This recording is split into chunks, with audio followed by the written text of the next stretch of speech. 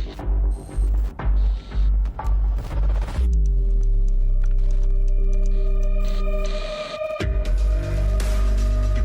aja membubarkan lembaga, bisa aja reshuffle.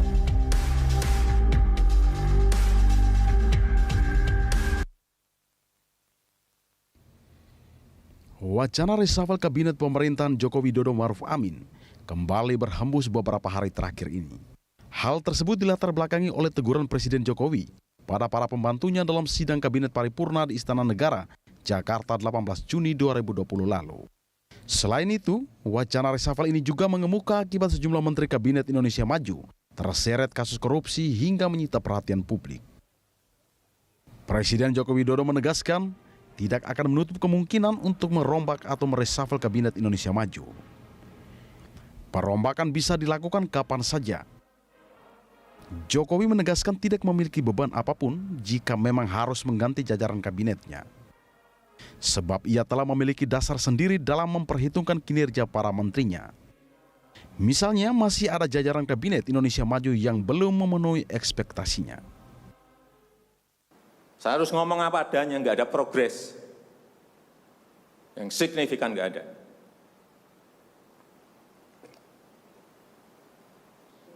Asal untuk rakyat, asal untuk negara. Saya pertaruhkan reputasi politik saya. Langkah-langkah extraordinary ini betul-betul harus kita lakukan. Dan saya membuka yang namanya langkah, entah langkah-langkah politik, entah langkah-langkah kepemerintahan akan saya buka. Langkah apapun yang ekstraordinari akan saya lakukan untuk 267 juta rakyat kita, untuk negara. Bisa aja membubarkan lembaga, bisa aja reshuffle, udah kepikiran kemana-mana saya. Jokowi lantas mencontohkan sejumlah menteri yang sudah berani mengeksekusi kebijakan strategis seperti lahirnya Omnibus Law atau rencana penghapusan sejumlah lembaga yang dianggap terlalu besar. Hingga saat ini Jokowi tengah menimbang dengan cermat kementerian mana saja yang harus dirombak dan tengah menyelesaikan persetujuan dari partai-partai politik yang akan mengisi kekosongan jabatan di dua menteri tersebut. Sebab isu reshuffle ini terus mencuat setelah dua menteri yakni Menteri Kelautan dan Perikanan Edi Prabowo serta Menteri Sosial Juliari Batubara terjerat kasus dugaan korupsi. Jokowi pun belum mengumumkan pengganti kedua menteri tersebut. Sementara itu sejumlah nama yang diisukan akan mengisi jabatan yang kosong tersebut, misalnya Wali Kota Surabaya Tri Risma hari ini hingga Sandiaga Uno. Tim Liputan Berita 1. Siapa Menteri baru Jokowi? Itulah topik dialog kita pagi ini. Presiden Jokowi punya momentum baik untuk segera melakukan reshuffle kabinet.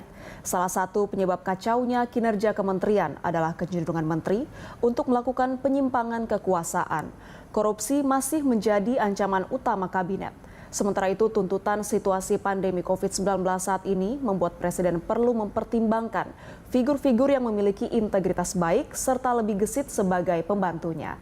Dan untuk membahasnya, kita sudah terhubung dengan pakar komunikasi politik Gun Gun Herianto. Selamat pagi, Mas Gun Gun. Selamat pagi, Bang Gita. Mas Gun Gun, ini kita lihat ada dua kursi menteri yang kosong. Isu reshuffle kembali berhembus setelah sebelumnya sempat ramai dibicarakan setelah Presiden Jokowi marah kepada jajaran menterinya pada rapat kabinet Juni lalu.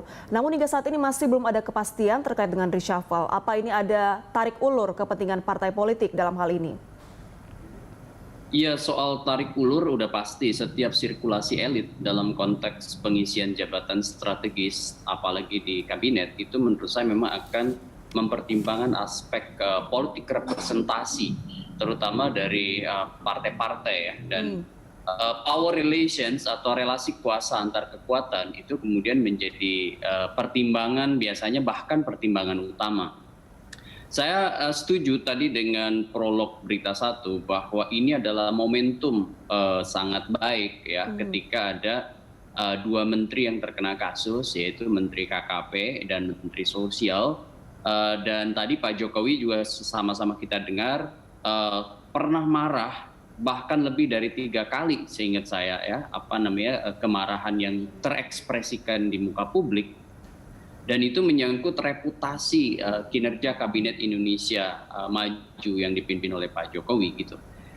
Bahkan Pak Jokowi sendiri tadi memperbalkan bahwa itu bisa mengganggu reputasi politiknya, sehingga kemudian diperlukan langkah-langkah strategis berdasarkan FCR namanya, ya, Finding Conclusion Recommendations, untuk memilih menteri yang kemudian layak turut serta dalam periode kekuasaannya sampai akhir, atau menteri-menteri yang bisa di-reshuffle karena beberapa alasan. Alasan pertama misalnya karena memang ada masalah seperti Edi Prabowo kemarin, ya, kemudian juga Juliari Batubara, itu jelas eksplisit kesalahannya sehingga tidak bisa ditolerir untuk kemudian digantikan. Kesandung kasus hukum, entah itu korupsi atau kasus lain, itu menjadi justifikasi presiden untuk mengganti sosok menteri.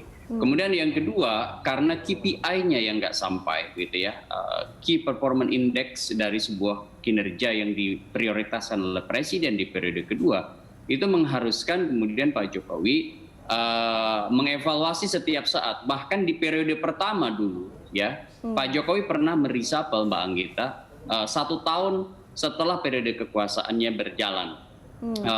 Periode kekuasaan itu berjalan mulai Oktober, dan di bulan Agustus sudah mulai ada reshuffle.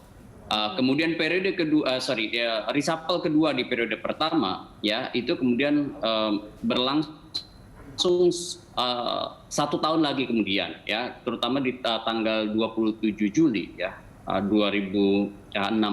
Kemudian ada 2 kali reshuffle di tahun 2018. Jadi total di periode pertama Jokowi melakukan reshuffle 4 kali. Jadi itu hak prerogatif yang sudah digunakan oleh seorang presiden. Begitu maksud saya. Jadi 2015, 2016, dan 2 kali di 2018. Artinya presiden mengoptimalkan yang disebut dengan hak prerogatifnya untuk setiap saat mengevaluasi kinerja para menterinya supaya kemudian kabinet berjalan dengan optimal.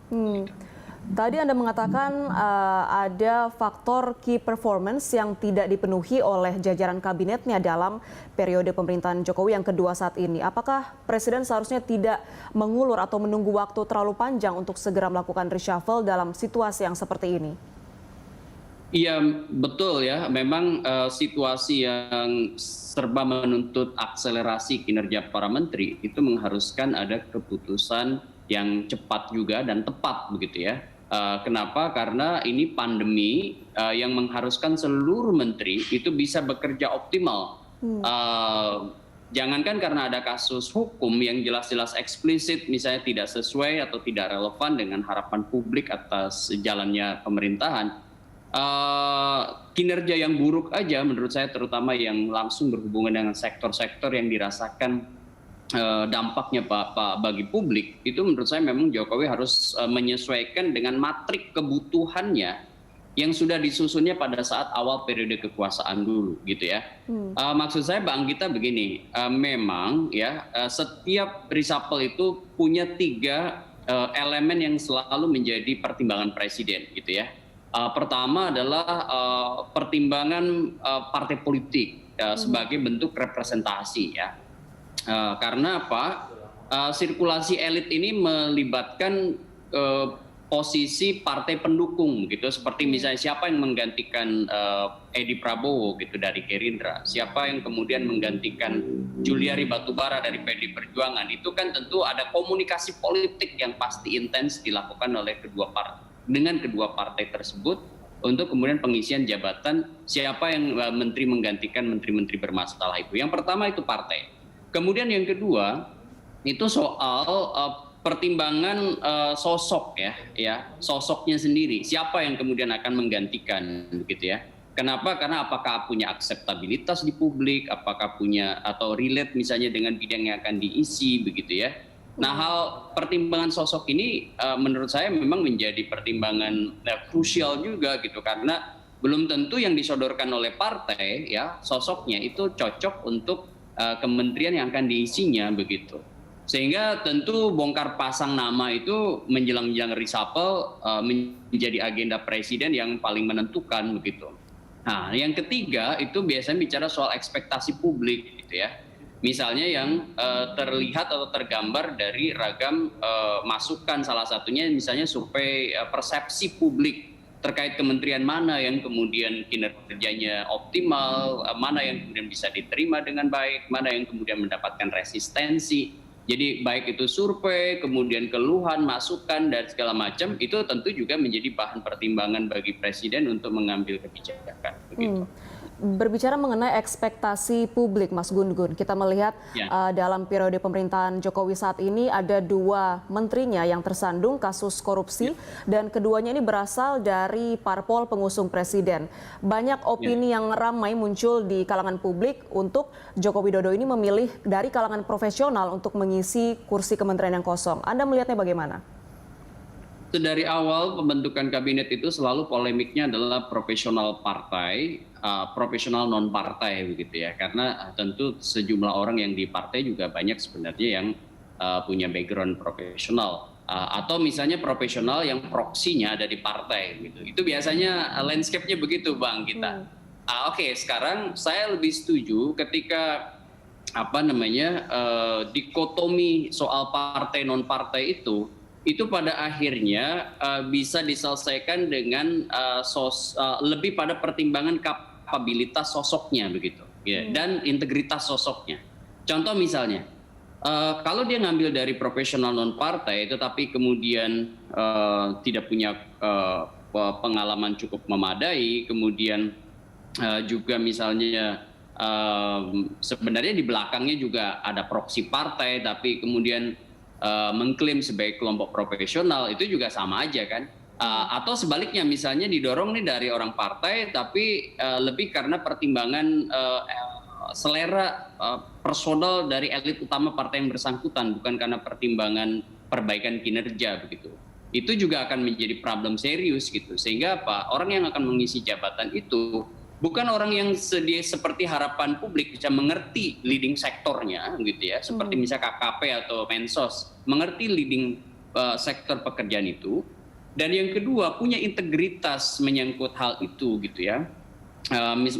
Integritas jabatan maksud saya, karena Bang kita coba perhatikan misalnya bagaimana seorang menteri sosial kalau kemudian bantuan untuk masyarakat miskin yang harusnya itu menjadi prioritas hadirnya negara, itu kemudian dikorup gitu ya. Dikorupsi itu kan hak yang langsung yang dikorupsi itu kan hak yang langsung terhubung dengan orang kecil begitu ya, dan itu suasana pandemi itu betul-betul menampar menurut saya pemerintahan Pak Jokowi begitu ya, di mana pemerintahan Pak Jokowi kan salah satu prioritasnya adalah di masa pandemi ini memprioritaskan program kerja yang bisa dirasakan kehadirannya oleh masyarakat terutama yang terdampak pandemi gitu ya. Baik, kita melihat cuplikan pidato dari Presiden tadi dalam rapat kabinet bulan Juni lalu. Ia mengatakan kalau saya tidak salah, ia siap reputasi politiknya ini terpengaruh jika nanti melakukan reshuffle. Dari kalimat atau pernyataan Jokowi itu, apa yang Anda tafsirkan Pak Gun-Gun dalam kemungkinan reshuffle nanti? Kalau kemudian Pak Jokowi dengan kalimat yang sangat intentional ya, bahwa sekarang ini di periode kedua ya, dia sebenarnya harusnya tidak lagi terbebani oleh banyak hal, terutama menyangkut akomodasi politik begitu ya. Artinya kalau mau mengedepankan reputasi politik yang dimilikinya, maka keharusan optimalisasi pada kinerja para menteri itu menjadi prioritas. Artinya kalau mau mengganti itu bukan soal faktor siapa gitu ya. Maksud saya begini Mbak Anggita. Jadi dalam reshuffle itu ada 2 pertanyaan mendasar ya. Ini reshuffle untuk siapa atau reshuffle untuk apa begitu ya. Kalau reshuffle untuk siapa ya biasanya hanya sekedar akomodasi politik gitu ya. Tapi kalau reshuffle untuk apa itu lebih pada substansi, kebutuhan strategis dalam matrik kinerja Kabinet Indonesia Maju yang dipimpin oleh Pak Jokowi begitu. Saya sih setuju kalau kemudian reputasi Jokowi di periode kedua itu bukan hanya komitmen wacana begitu ya. Maksud saya verbal, retoris. Tidak hanya kata-kata saja ya Mas? Ya hanya kata-kata aja, misalnya ekspresi marah sesaat tapi tidak ada bukti konkretnya, reshuffle tidak dilakukan gitu. Kemudian setelah kejadian 2 orang baru kemudian melakukan reshuffle. Itu saya melihat lebih banyak verbal retoris gitu ya. Kalau kemudian komitmennya itu lebih pada goodwill and political will gitu, niat politik ya dan niat baik untuk memperbaiki kinerja, maka kan sudah banyak sebenarnya masukan pada Pak Jokowi, entah itu survei persepsi, entah itu mungkin data-data yang dimiliki oleh presiden ya dari inspektorat kementerian atau data-data dari NGO, dari kekuatan civil society begitu ya. Seperti misalnya catatan untuk Menteri KKP, catatan untuk Menteri Sosial, catatan untuk Menteri Pendidikan ya, dan seluruh menteri-menteri lain gitu ya dari 34 pos kementerian itu.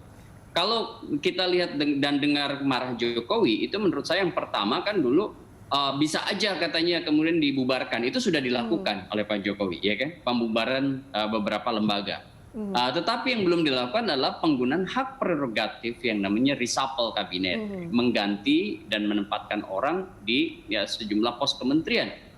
Ini menurut saya udah lewat dari 1 tahun, ya Oktober, ini sekarang udah di bulan Desember, Oktober 2019 start periode kedua, sekarang udah di bulan Desember. Jadi bagi saya sudah timing yang tepat bagi Pak Jokowi untuk kemudian mengevaluasi kinerja kementeriannya. Tetapi memang begini Mbak Anggita, dalam perspektif akademik ada namanya Pilpredo Pareto ya, seorang pakar yang bicara soal sirkulasi elit. Jadi sirkulasi elit itu selalu 2 punya residu ya, 1 residu ekonomi dan 2 residu politik.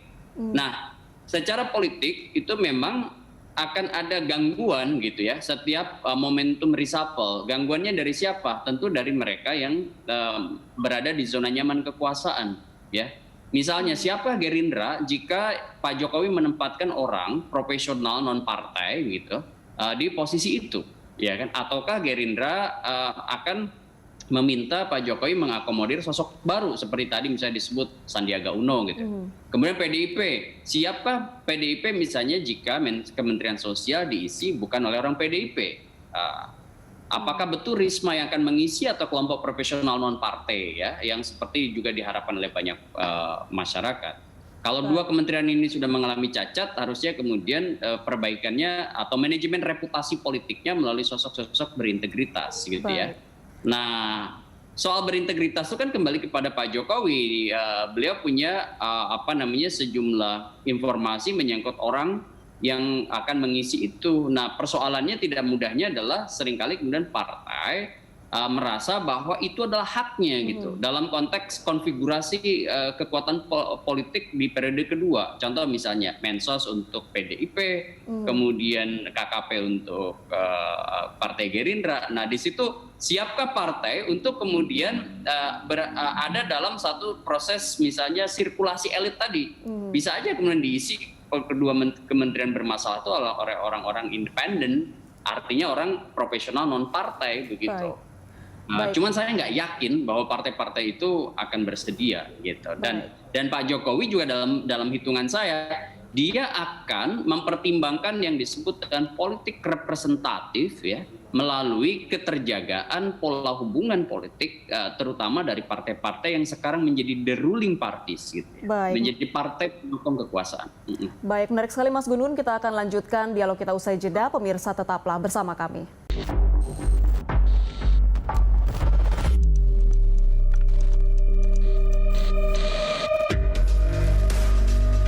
Bisa aja membubarkan lembaga, bisa aja reshuffle.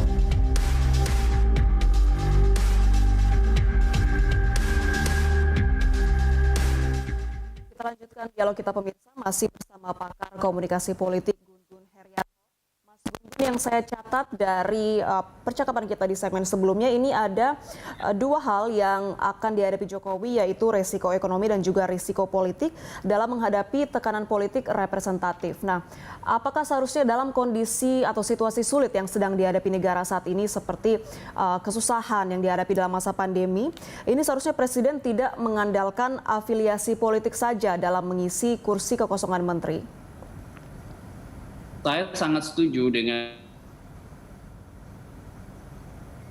pernyataan Mbak Anggita barusan dengan harapan publik. Jadi istilah saya itu Pak Jokowi harus tulus punya komitmen untuk tidak bermain-main dengan harapan publik begitu ya. Harapan publik sekarang tuh sangat tinggi, terutama ketika ada tekanan yang sangat kuat ya, terutama situasi pandemi sejak Maret 2020. Misalnya banyak UMKM yang gulung tikar, banyak orang yang di PHK, banyak kemudian situasi yang artinya masyarakat berharap banyak kuatnya peran pemerintah ya, terutama dalam menjalankan agenda-agenda yang langsung terhubung dengan upaya untuk menguatkan posisi mereka sebagai warga negara yang tidak berdaya. Oleh karena itu pertimbangan elitis ya. Pertimbangan elitis itu contohnya misalnya zona nyaman kekuasaan itu pertimbangan elitis, atau misalnya tadi yang saya sebut sebagai politik representasi itu elitis. Artinya kalau reshuffle itu hanya untuk sekedar mengganti orang dengan sekedar mempertahankan politik representasi dan tidak kemudian lebih pada kedalaman substantifnya. Kedalaman substantif itu apa sih? Menurut saya 3 ya. Pertama adalah kemampuan seseorang yang akan mengisi, kemudian yang kedua jaringan komunikasi dan jaringan kinerja yang memadai dari si menteri itu, artinya bicara soal kapabilitas ya. Kemudian yang ketiga tentu juga terhubung dengan yang paling pokok ya, yang paling substantif, yaitu soal rekam jejak dia bicara soal integritas begitu. Nah itu tidak mudah tuh yang ketiga itu, karena Mbak Anggita ini akan sangat terhubung sekarang itu dengan bagaimana amanah yang sudah dimandatkan kuasanya kepada Pak Jokowi itu kemudian memiliki rembesan gitu pada sejumlah kebijakan yang kemudian pro publik. Nah, rembesan kebijakan yang pro publik itu tidak mungkin bisa dieksekusi oleh orang yang tidak punya hati nurani yang sesuai dengan publik gitu. Coba aja misalnya, sepintar apapun dia tingkat pendidikannya dan setinggi apapun posisinya di partai gitu, kalau tidak punya hati nurani, maka sekecil apapun kesempatan yang kemudian bisa dia eksekusi dalam konteks tindakan korupsi dia akan lakukan gitu. Apalagi kalau kemudian itu dijustifikasi oleh partai begitu. Itu lebih bahaya lagi. Jadi ada niat, kemudian ada instrumental conditioning, istilah akademiknya itu, ada situasi memungkinkan dia merasa bahwa tindakan korupsi itu bukan lagi menjadi korupsi tapi menjadi pengabdian atau dedikasi pada partai begitu. Contohnya misalnya banyak orang yang dengan jabatan tertentu dijadiin ATM gitu. Nah, itu yang bahaya kan gitu. Sehingga apa? Kompetensi dia ya, kemudian kapabilitas dia itu hanya akan berorientasi pada batasan afiliatif pada elit utama yang kemudian mendukungnya, menjadi reference powernya, kekuatan rujukannya. Contohnya misalnya begini, orang didistribusikan oleh partai ke pos kementerian. Kan logikanya ketika dia dalam tanda petik diwakafkan untuk publik gitu ya, melalui jabatan publiknya, itu kan harusnya berdedikasi pada hajat hidup orang banyak gitu. Tetapi gitu ya, misi yang sangat luhur ini terciderai gitu ya dengan kepentingan pragmatisme, terutama batasan afiliatif. Jadi bagaimana dia ingin menyenangkan, bagaimana dia ingin menaati, dia ingin mendedikasikan dirinya bukan untuk publik, tapi untuk sekelompok orang yang menjadi reference power-nya, kekuatan rujukannya.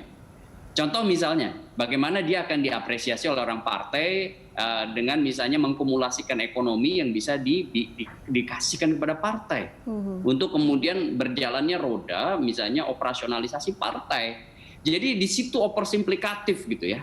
Jadi peran yang harusnya jangka panjang membangun misalnya tradisi bagaimana orang-orang partai yang berada di jabatan pemerintahan itu justru mempertumbuhkan gitu ya, atau menumbuhkan, maksud saya menumbuhkan reputasi partai politik yang lebih kuat, lebih solid melalui kinerja yang kemudian akhirnya direduksi dengan menumbuhkan reputasi politik partai dengan cara-cara yang sangat buruk gitu ya.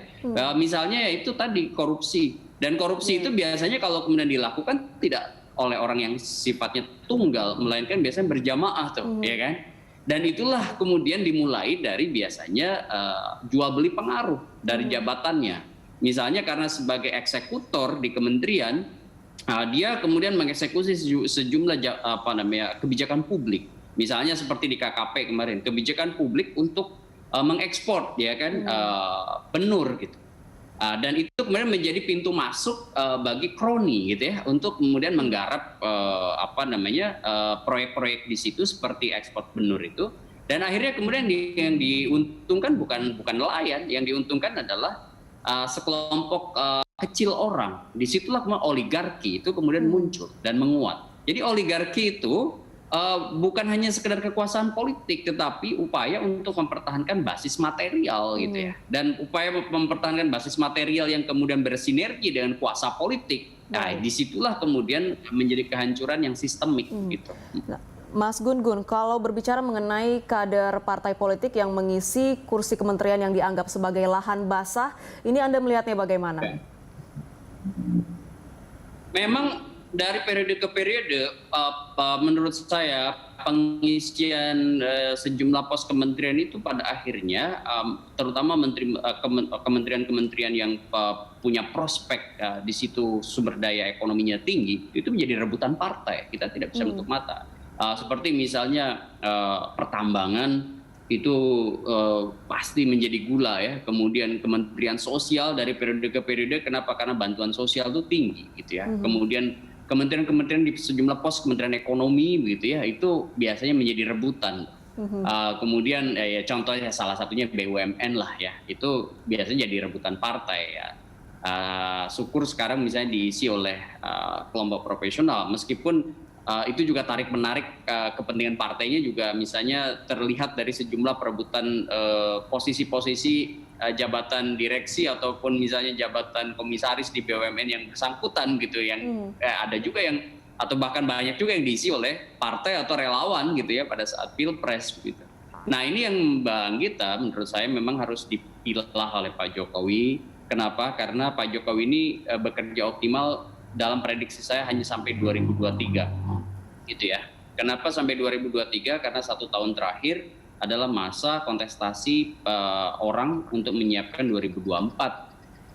Paling tidak ya, menurut saya hanya sekitar 2,5 tahun lagi optimal lah kinerja kabinet ini. Oleh karena itu saya agak pesimis kalau kemudian pergantian orang ini hanya tambal sulam gitu ya. Baik. Bukan mencari akar substansinya, tapi hanya sekedar tambal sulam kekuasaan. Gitu. Baik. Apa artinya ini adalah momentum yang tepat bagi Presiden untuk mengisi kursi kementerian dalam tanda kutip dengan lahan basah tersebut dengan dari kalangan profesional non-partai, Mas Gun-Gun? Saya tuh dari banyak kolom yang saya sampaikan, saya selalu setuju kalau misalnya pos kementerian yang apalagi bermasalah gitu ya, seperti sekarang ini Kementerian Sosial atau Kementerian KKP, itu isi aja oleh orang yang betul-betul tidak terafiliasi dengan kekuatan partai politik gitu. Supaya apa? Ada manajemen reputasi politik, tapi juga jangan asal comot, juga jangan sekedar itu orang independen, tapi sebenarnya proksinya dari partai tertentu gitu ya. Oke, Mbak Anggita, saya setuju soal bagaimana mengoptimalkan orang-orang baik, orang-orang pintar yang sekarang ini banyak sekali di Indonesia untuk mengisi terutama pos yang sudah jelas-jelas kemarin bermasalah begitu ya. Berikutnya juga kalau kemudian ada terjadi sirkulasi, misalnya akan ada penggeseran dari sebuah pos kementerian lain, satu kementerian ke kementerian lain, seperti misalnya tergambar di periode pertama 4 kali reshuffle itu kan ada yang diganti, ada yang digeser begitu ya. Nah, pertimbangan mengganti dan menggeser itu menurut saya bukan hanya sekedar yang gampang digeser nih kelompok independen gitu atau kelompok non partai. Kenapa? Karena kekuatan di belakangnya ya lemah lah begitu ya, sehingga kemudian dengan gampang disisihkan seperti tergambar misalnya pada saat reshuffle tahun pertama di periode pertama begitu ya, banyak orang profesional yang kemudian berguguran dan banyak orang dari parpol yang meskipun kinerjanya buruk tapi hanya sekedar digeser. Kenapa? Karena ada patronnya gitu yang kemudian menggaransi pada Pak Jokowi untuk kemudian tetap bertahan dalam kabinet. Nah, pertimbangan-pertimbangan seperti ini kan pertimbangan-pertimbangan elitis gitu.